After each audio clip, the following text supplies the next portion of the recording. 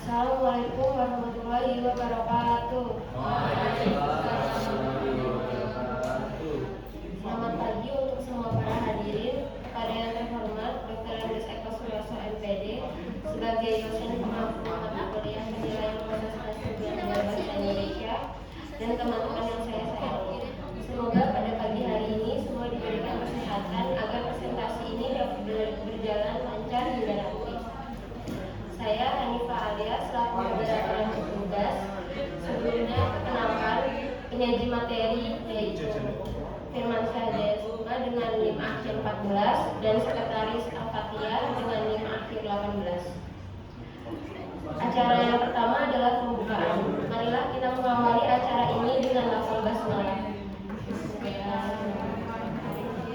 Selanjutnya adalah penyajian materi. Waktu dan tempat kami persilahkan.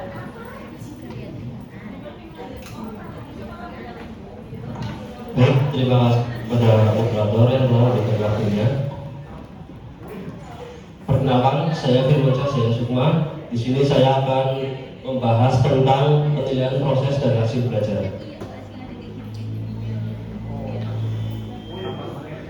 Di sini apa saja sih yang akan dibahas? Yang pertama, pengertian dari penilaian proses dan hasil belajar.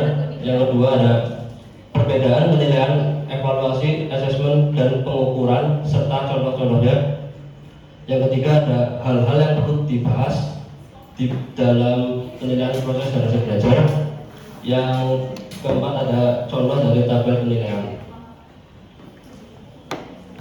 Yang pertama yaitu penilaian proses dan hasil belajar. Di sini ada menurut beberapa ahli, saya ambil ada 3. Yang pertama, penilaian pendidikan dalam Permendikbud nomor 66 tahun 2013. Di sini adalah proses pengumpulan dan pengolahan informasi untuk mengukur pencapaian hasil belajar peserta didik yang mencakup penilaian otentik, penilaian diri, penilaian berbasis portofolio, ulangan harian, ulangan tengah semester, ulangan akhir semester, ujian tingkat kompetensi, ujian tingkat mutu kompetensi, ujian nasional, dan ujian sekolah atau madrasah. Lalu menurut Hammenik tahun 2011 mendefinisikan penilaian hasil belajar ialah suatu kegiatan yang melibatkan pengumpulan data informasi mengenai hasil yang telah dicapai oleh peserta didik selama dalam proses pembelajaran. Lalu yang ketiga menurut Dimyati dan Mujiono tahun 2006 halaman 3 dan 4. Penilaian hasil belajar merupakan hasil dari suatu interaksi tindak belajar dan tindak mengajar. Dari sisi guru sendiri, tindak mengajar itu diakhiri dengan proses evaluasi dari belajar. Dan dari siswa, tindak belajar merupakan berakhirnya pengajaran dari puncak proses belajar.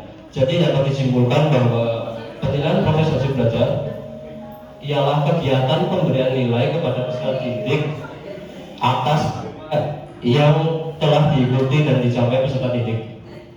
Untuk mendapatkan nilai dari seorang guru, peserta didik itu wajib mengikuti segala rangkaian proses pembelajaran dari awal hingga akhirnya proses pembelajaran tersebut. Penilaian itu tidak hanya dilihat dari kepintaran dari peserta didik, namun juga dapat dari pemahaman apa yang telah didapat peserta didik selama kegiatan proses belajar dan tindak perilaku yaitu sikap. Pengumpulan data dilakukan oleh guru selama proses pembelajaran dari awal hingga akhir kegiatan belajar mengajar. Lalu berikutnya di sini ada pengertian dan contoh dari penilaian, evaluasi, asesmen, pengukuran beserta contohnya. Yang pertama yaitu penilaian. Di sini ada menurut beberapa ahli. Yang pertama, penilaian adalah proses pengumpulan dan pengolahan informasi untuk mengukur pencapaian hasil belajar peserta didik menurut Arifin tahun 2013, Uno dan Koni tahun 2012 dalam artikel ilmiah implementasi penilaian autentik dalam pembelajaran bahasa Indonesia di SMK. Lalu yang kedua, menurut Mas Ijo tahun 1995, penilaian merupakan suatu kegiatan membandingkan hasil pengukuran sifat suatu objek dengan suatu acuan yang relevan sehingga diperolehnya kuantitas suatu objek yang bersifat kualitatif. Lalu penilaian menurut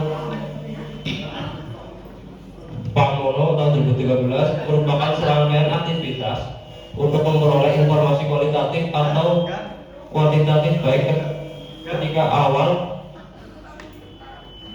sedang berlangsungnya proses maupun di akhir pembelajaran untuk tujuan tertentu. Jadi dapat disimpulkan bahwa penilaian proses ialah pemberian nilai kepada peserta didik dengan cakupan pengetahuan serta keterampilan yang dimiliki oleh peserta didik. Pengetahuan yang didapat oleh peserta didik selama proses belajar mengajar yang diberikan oleh guru dan keterampilan yang dapat diterapkan selama kegiatan proses belajar mengajar. Setelah melalui berbagai proses yang nantinya akan dinilai oleh guru atas apa yang telah ia capai selama proses tersebut. Sebagai contohnya, guru itu dapat memberikan penilaian dengan kegiatan ulangan harian atau ujian semester kepada peserta didik. Lalu yang berikutnya ada evaluasi. Evaluasi di sini ada beberapa pendapat, yaitu menurut Subarsini Alipundo tahun 2004 halaman 1, kegiatan untuk mengumpulkan informasi tentang bekerja suatu. Selanjutnya, informasi tersebut digunakan untuk menentukan alternatifnya yang tepat dalam mengambil keputusan. Yang berikut menurut Ali bin tahun 2013 halaman 5, evaluasi ialah proses yang sistematis dan berkelanjutan untuk menentukan kualitas baik dari nilai dan arti daripada suatu berdasarkan barang dan kriteria tertentu dalam rangka mengambil suatu keputusan. Lalu evaluasi menurut Subarsini Alipundo tahun 2004 halaman 1 adalah suatu kegiatan untuk mengumpulkan informasi tentang bekerjanya sesuatu dan selanjutnya informasi tersebut digunakan untuk menentukan alternatifnya yang tepat dalam mengambil keputusan. Sebagai contoh, evaluasi setelah melalui tes, pengukuran, dan penilaian, maka dapat ditentukan bahwa Budi mendapatkan hasil yang memuaskan dan perlu dipertahankan menurut buku Evaluasi Pembelajaran Dr. Rina Febriana MPD. Jadi dapat disimpulkan bahwa evaluasi itu merupakan kegiatan pengumpulan informasi. Evaluasi juga merupakan suatu proses seluruh penilaian di mana hal ini menitik berat pada perbandingan antara perkembangan kemampuan siswa dengan ada kegiatan pengukuran serta penilaian, maka itu dapat memberikan nilai kepada peserta didik dengan nilai yang layak seperti kemampuan yang telah dicapainya dan pengetahuannya selama kegiatan proses belajar mengajar. Evaluasi yang diberikan oleh guru pada peserta didik bisa berupa tes sumatif, tes seperti kenaikan kelas, dan tes formatif yang dilakukan selama proses pembelajaran. Yang berikutnya ada asesmen menurut Sujiman tahun 1961. Asesmen ialah proses menentukan hasil yang telah dicapai beberapa kegiatan yang dimana direncanakan untuk mendukungnya tercapainya suatu tujuan. Lalu menurut Eko Puto Widoyoko tahun 2012, asesmen adalah suatu kegiatan menafsirkan dan dari data hasil pengukuran berdasarkan kriteria maupun aturan-aturan tertentu. Lalu yang berikutnya ada asesmen dalam pendidikan ialah proses atau upaya terstruktur untuk mengumpulkan data tentang faktor-faktor belajar yang krusial sebagai masukan bagi keputusan guru untuk meningkatkan hasil dan proses belajar siswa. Sementara itu, menurut Godwin dan Godwin menjadikan valuasi sebagai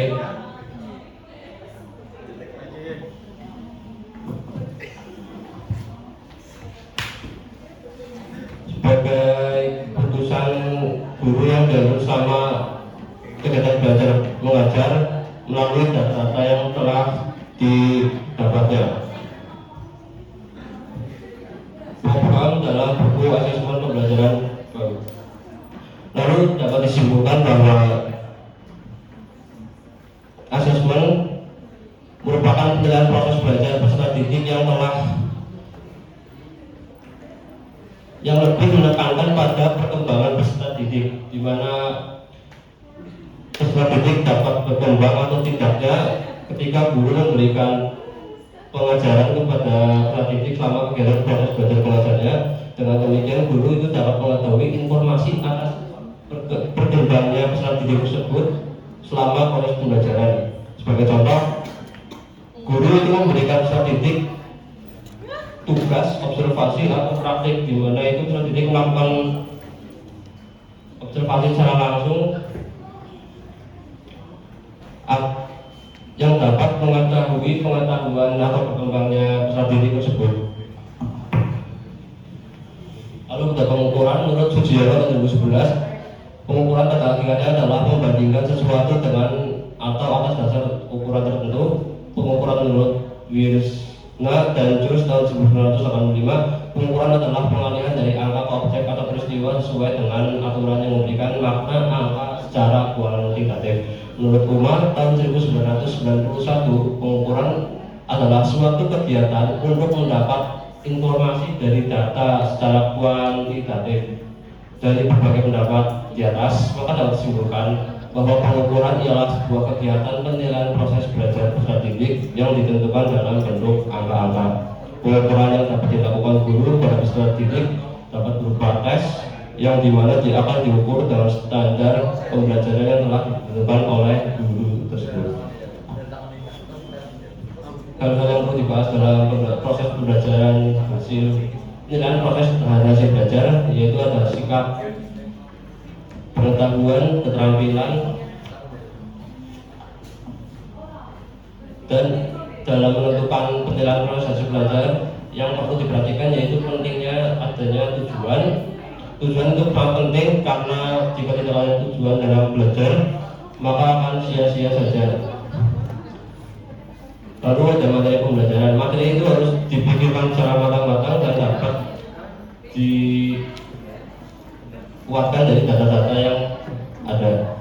Kemampuan keterampilan itu mencakup kemampuan bahasa, menulis, berpikir kritis, manajemen waktu, dan keterampilan praktis lainnya. Partisipasi serta ketertiban dari guru serta peserta didik, dan penggunaan sumber daya. Lalu ada kemajuan individu, metode pembelajaran, umpan balik, pemecahan masalah. Di sini ada contoh tabel yang saya ambil, yaitu dari karakter atau sikap. Yang pertama ada nomor, nama siswa, karakter sikap, lalu poin. Nama ahli, yaitu mampu menyelesaikan tugasnya dengan baik dan tepat waktu, yaitu tanggung jawab, maka dapat diberikan nilai. Lalu yang kedua ada cinta, berdoa dan musuh sebelum dan sesudah belajar.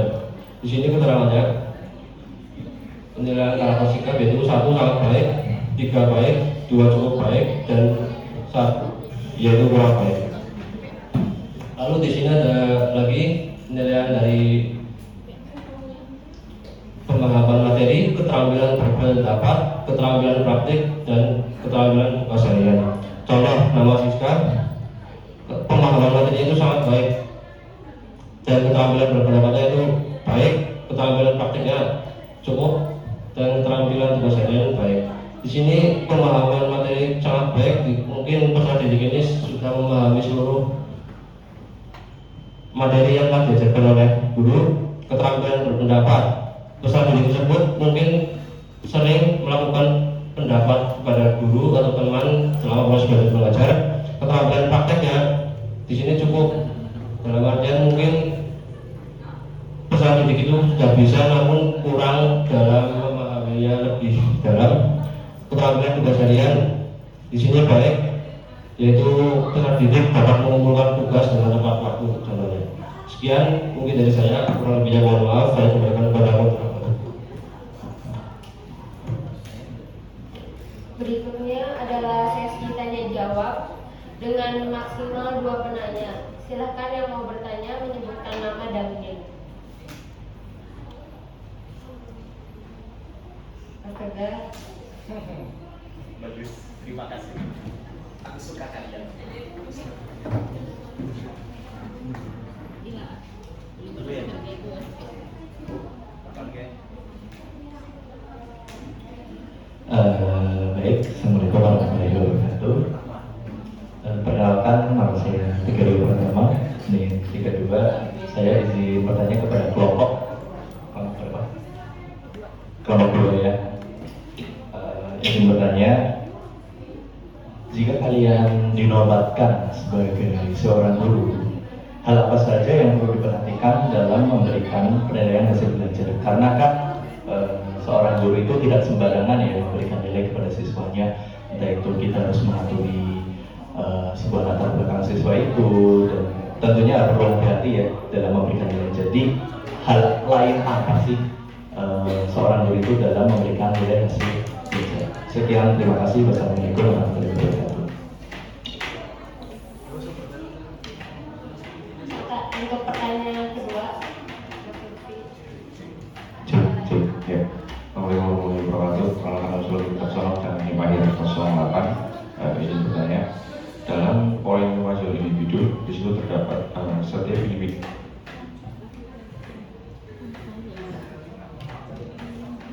di cek dapat serta kemampuan individu secara selama proses proses publik. maka mengalami kemajuan atau tidak. Pertanyaannya yaitu jika terdapat seorang siswa yang memang memiliki kecenderungan notabene itu jarang melihat pelajaran atau jarang berkontribusi dalam pelajaran, hal apa yang cocok untuk peserta didik tersebut agar suatu tes itu dapat diikuti dengan baik oleh peserta didik tersebut. Terima kasih.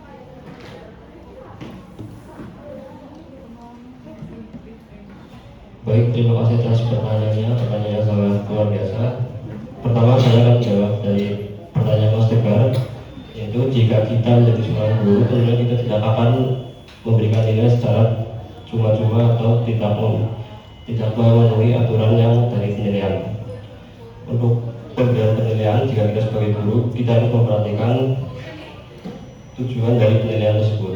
Jika peserta didik mungkin cukup memahami dari apa yang telah diikuti selama kegiatan pembelajaran, atau maka akan diberikan nilai dengan ketentuan yang telah ditentukan oleh seorang guru. Selanjutnya yaitu bagaimana menentukan aspek-aspek penilaian. Aspeknya tidak ada dari. Untuk menentukan aspek ini, guru menentukan dalam penilaian yaitu ada 3 aspek kognitif. Aspek kognitif yaitu aspek kemampuan peserta didik dalam pemahaman atau berpikirnya peserta didik tersebut. Lalu aspek afektif berkaitan dengan penilaian sikap peserta didik tersebut selama kegiatan belajar mengajar.